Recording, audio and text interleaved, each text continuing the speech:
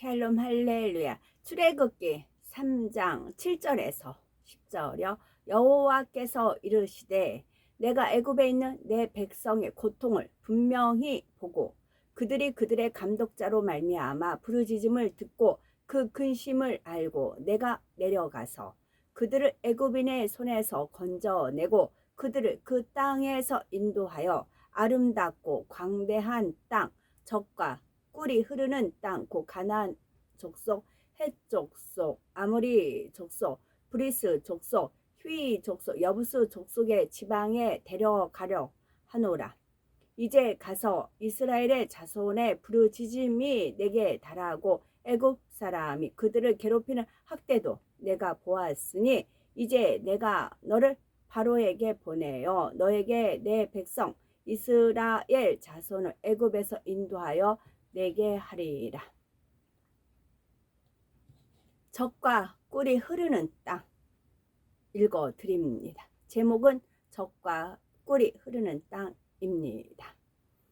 젖과 꿀이 흐르는 땅 가나안을 향해 나아갔던 이스라엘 민족의 태동과 애굽 땅에서 거하게 된 경유, 그리고 하나님께서 모세를 연단하심으로 어떻게 그가 이스라엘의 위대한 지도자가 될 수 있는지에 대해서 증거합니다.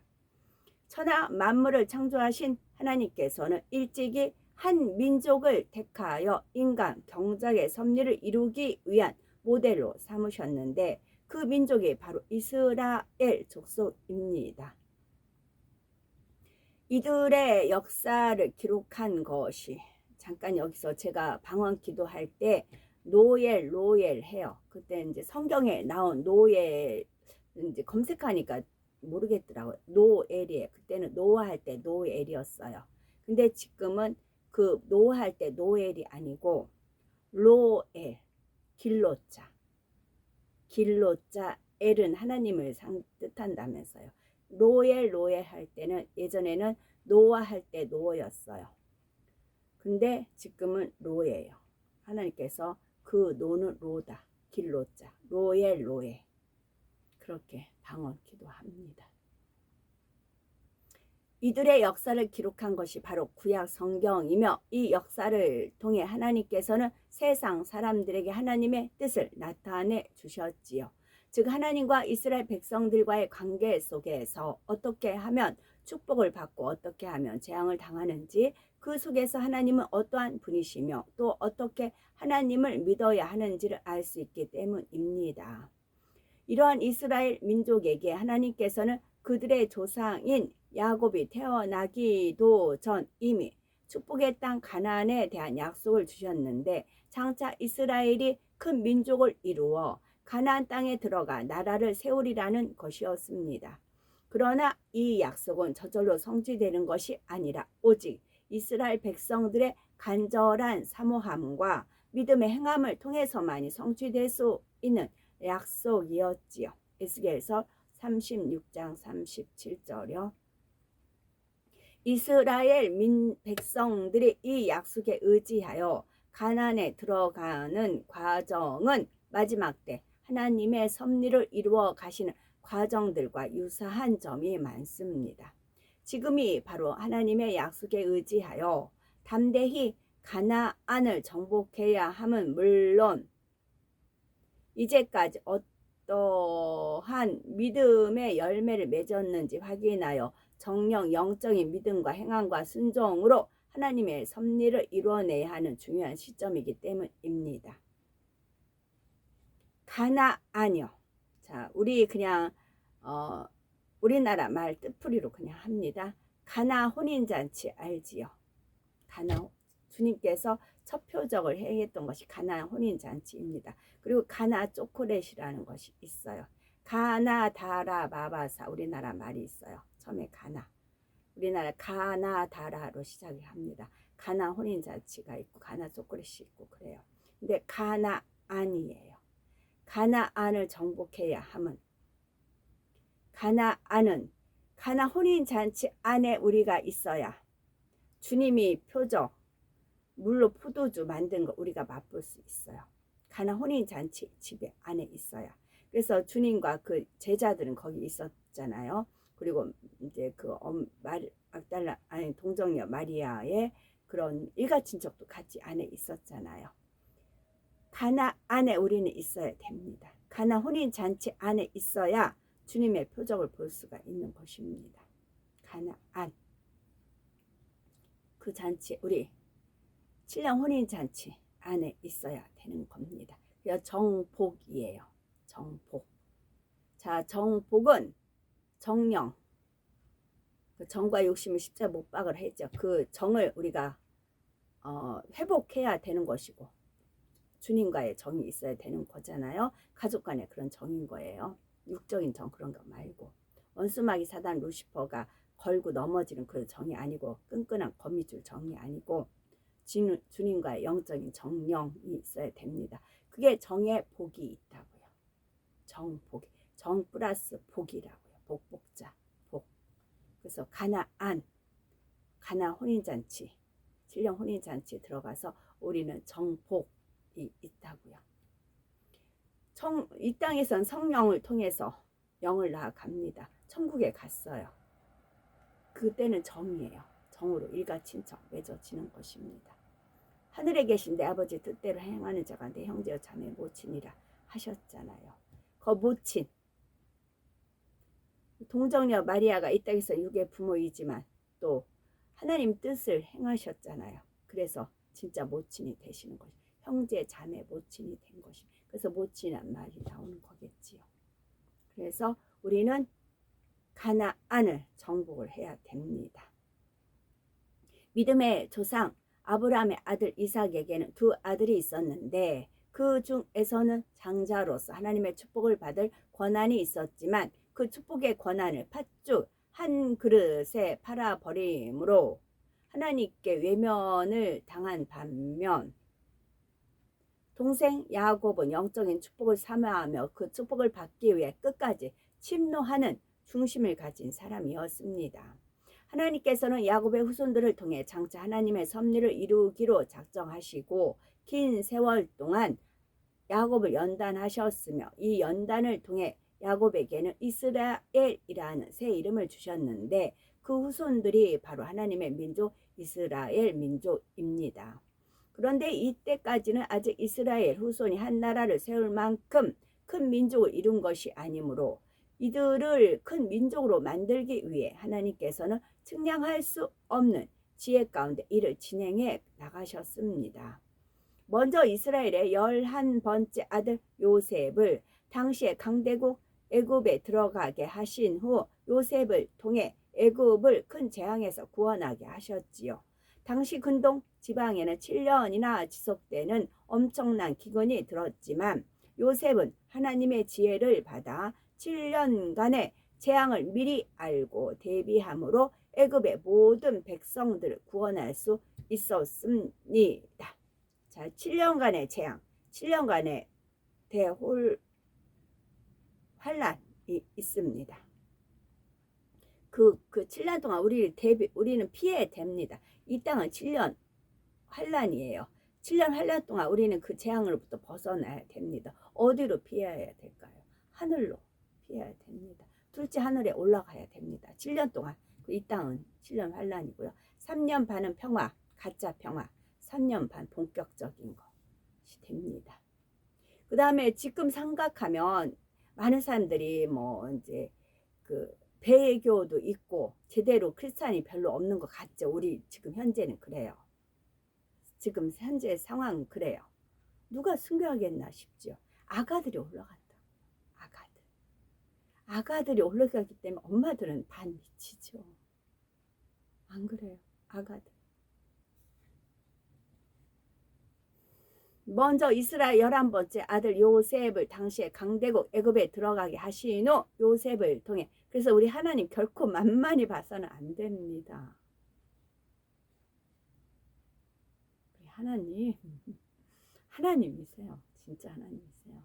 요셉을 통해 애굽을 큰 재앙에서 구원하게 하셨지요. 당시 근동 지방에는 7년이나 지속되는 엄청난 기근이 들었지만 요셉은 하나님의 지혜를 받아 7년간의 재앙을 미리 알고 대비함으로 애굽의 모든 백성들 구원할 수 있었습니다. 이렇게 요셉에게 크게 은혜를 입은 애굽 왕은 요셉의 일족 곧 이스라엘 족속이 애굽으로 이주해 들어오는 것을 크게 환영하며 기꺼이 받아들였습니다. 또한 이스라엘 족속들은 7년간의 기근 중에서도 요셉 덕분에 애굽의 식량을 먹으며 평안히 거할 수 있었고 그 뒤로도 계속 애굽에 살면서 번성하게 되었습니다. 그런데 문제는 요셉과 요셉에게 은혜를 입었던 왕이 죽은 후 요셉의 은혜를 기억하지 못하는 새 왕이 애굽을 다스리게 되었다는 사실이지요. 그는 계속 번창했던 이스라엘 족속을 핍박하기 시작한 나머지 새로 태어나는 남자아이들을 다 죽이라는 명령까지 내림으로 아예 이스라엘 족속의 후손을 그 땅에서 없애버리려고 했지요. 하나님께서는 분명 이스라엘 백성들로 하여금 큰 민족과 나라를 이루게 하시리라 말씀하셨는데 오히려 멸족의 위기에 직면한 것입니다. 이처럼 암울한 고통의 시대에 태어난 사람이 바로 하나님의 사람 모세였지요. 애굽 왕의 명령에 따라 모세는 태어나는 순간 죽임을 당해야 하는 상황이었지만 하나님께서는 부모의 마음을 주관하여 모세를 살리게 하심으로 그를 애굽 왕의 궁전에서 자라게 하셨지요. 더욱 놀라운 것은 하나님의 섭리 가운데 바로 모세의 친어머니가 모세의 유모가 되어 모세를 길렀다는 사실입니다. 이 모든 과정은 결코 우연이 아니라 오직 전지전능하신 하나님께서 섭리 가운데 이루어내신 일들입니다. 모세를 죽음에서 건져내셔서 궁전에서 좋은 교육을 받는 동시에 모친으로부터 자기 민족과 하나님에 대한 교육을 철저히 받게 하신 것입니다. 그런데 강대국 왕자의 자리에 있으면서도 고난받는 동족에 대해 고민하던 모세는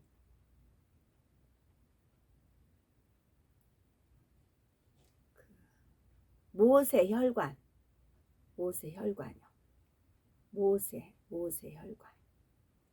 마침내 애굽 사람이 이스라엘 사람을 매질하는 것을 보고 그만 애굽인을 죽임으로 광야로 도망하는 신세가 되었습니다. 이제 그에게는 강대국의 왕자가 아닌 거칠고 험한 광야 생활이 시작되었고 자신의 앞날에 대한 계획이나 자기 민족에 대해 가지고 있던 소망도 물거품처럼 사라지게 되었습니다. 이는 모세는 하나님의 역사를 이루는 데 있어서 너무나 쓸모없는 사람이 되었습니다. 그나마 왕자로 있을 때는 권세로 이스라엘 백성들을 위해 무엇인가 큰일을 할 수도 있었지만 이제는 자기의 생명조차 위협받는 도망자요. 하나님을 위해 할 수 있는 것이 하나도 없게 된 것이지요.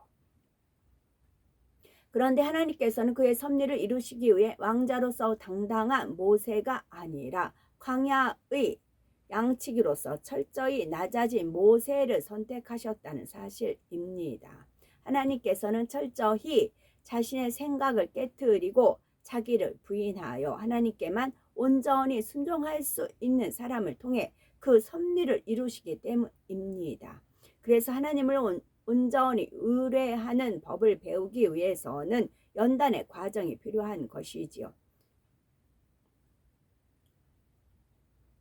모세가 광야로 도망친 후에도 애굽에서는 이스라엘 족속에 대한 핍박과 강제 노역이 계속되고 있었습니다. 이 고난 가운데 이스라엘 족속이 심히 탄식하며 하나님께 부르짖는 소리가 상달되므로 하나님께서는 이스라엘을 구원하기로 작정하시고 이 일을 이루기 위해 모세 앞에 나타나신 것이지요. 그러나 모세의 입장에서는 참으로 난감한 일이었습니다.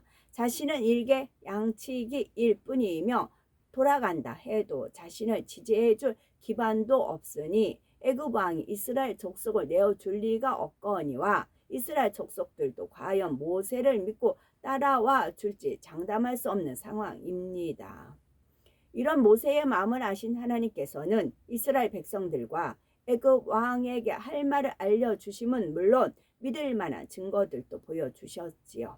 곧 지팡이가 뱀으로 변화하며 문둥병이 발한 손을 다시 품에 넣었다 꺼냈더니 금세 온전해지는 표적들을 통해 모세는 하나님께서 명하신 대로 지팡이를 손에 잡고 애굽을 향하여 떠났습니다.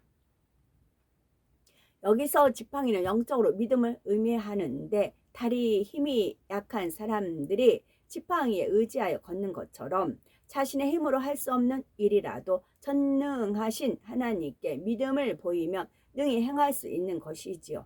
이처럼 모세는 자신의 부족함을 잘 알고 있으므로 여전히 두려움과 민망함이 있었지만 오직 하나님을 믿음으로 생명을 건 모험의 길을 떠났던 것입니다. 모세가 하나님의 섭리를 이루기 위해 이스라엘 백성들에게 보내졌을 때 하나님께서는 따르는 표적으로 그가 하나님의 사람인 것을 증거해 주셨지요.